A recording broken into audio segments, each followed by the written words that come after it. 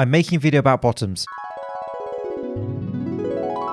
And can I just be the first to say that this is awkward? And so the glutes are large lower body muscles which are vital in human performance. And there are two ways to discuss them on social media. The first is to stick them into the camera and post it to Instagram, or you can do a creative jiggly dance on TikTok. The second is to cite academic research and discuss different exercises and the different levels of muscle activation of the glutes by using those different exercises so that people watching can take information and apply it to their needs. Guess which one I'm going to go for? Clearly the first option. Which one is the selfie button on this? When you have a head like this, let's just say you don't spend too much time documenting it. And so first, some basic anatomy. The glute muscle looks like this. Okay, done. And so glutes, of course, can be found on toilet seats, twerking in the discotheque, and being rented by Dan Bilzerian. And of course, there are many muscles surrounding the glutes. You can think of the glute musculature, and of course we have deeper lying muscles involved in those movements. But for the purpose of this video, I just want to discuss the superficial famous muscles, if you like, the glute max, medius and minimus. And so we have the glute max, of course, which is a very large muscle where a lot of your lower body movements come from, where a lot of the power you generate from your movements come from. And so absolutely, the glutes are such an essential body part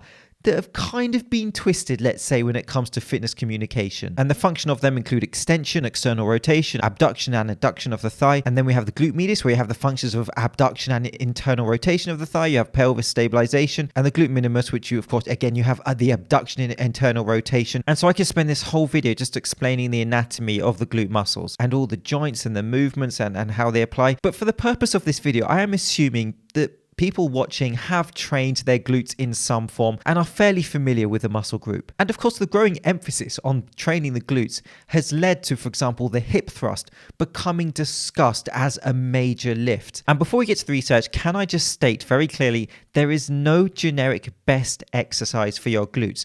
The best exercise depends on what is best for a specific person at a specific time based on their specific needs. Introducing Neto et al. 2020, who did a systematic review looking at glute max activation from several different exercises. And so systematic reviews are high levels of evidence where they will comb through multiple pieces of research, compile that data, and communicate it to us. Several factors including relative external load, movement velocity, level of fatigue, the mechanical complexity of the exercise, open or closed kinetic chain, weight bearing or non-weight bearing, and the need for joint stabilization may directly influence glute max activation. The purpose of this systematic review was to describe the glute max activation levels during dynamic exercises that incorporate hip extension and use of external load. And so what did they do? The researchers, as you can see, went through a filtration process where they analyzed 16 research papers involving 231 people in total, and within that group, 24 exercises were looked at. And now there were limitations to this piece of research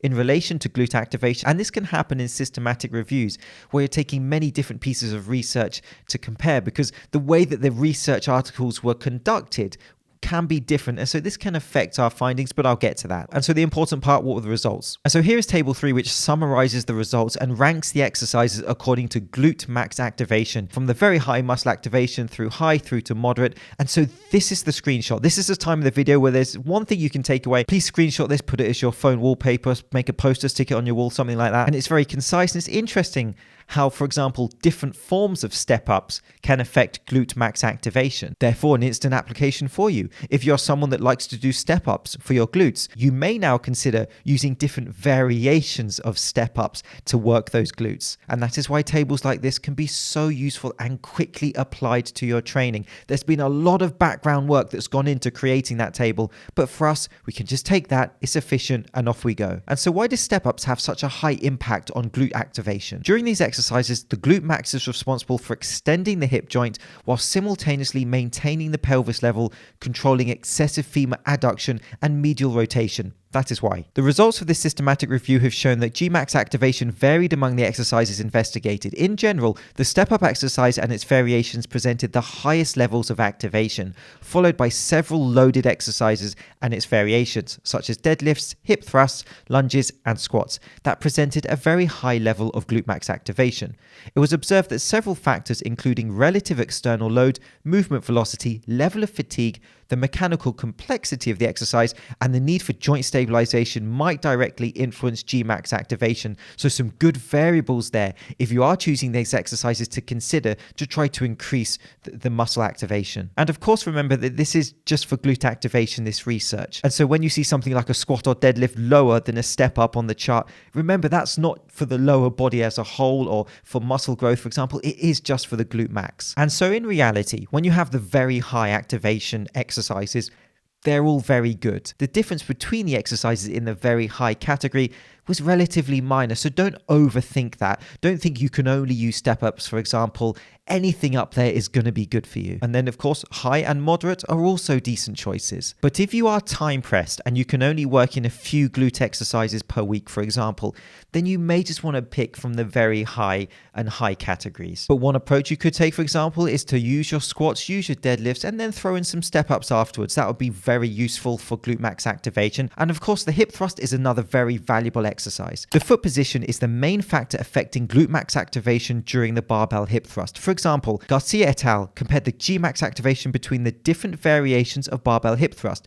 They observed the highest activation when subjects were oriented to intend to rotate the foot outward. Additionally, Kang et al. Found placing the foot at 30 degrees of hip abduction presented higher activation than 15 and 0 degrees of hip abduction during a bodyweight hip bridge. And indeed, for glute activation, this research has some very interesting results. We found significant variations in the classification between the different types of squats, ranging from low to very high activation. Several factors such as barbell position, front, high-low bar back squat, stance width, and the depth of squat are the main factors affecting glute max activation during the squat.